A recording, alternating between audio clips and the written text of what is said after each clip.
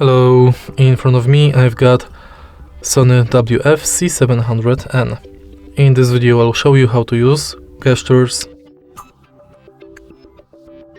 In the beginning, let's go to headphones, up, and now go to system.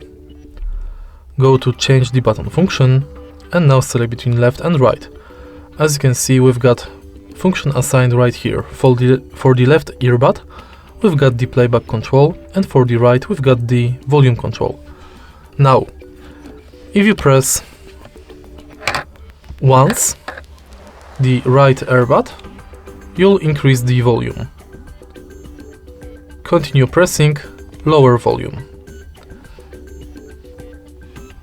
For the left earbud, if you press it once, you'll play pause. Press it 2 times, you'll select next song. Press it 3 times, you'll select previous song, and long press launch the voice assistant function.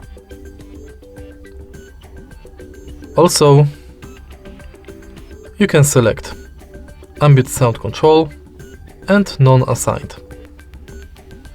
Press it once to select between noise cancelling and ambient sound. And that's basically it. If you find this video helpful, please leave like, comment and subscribe.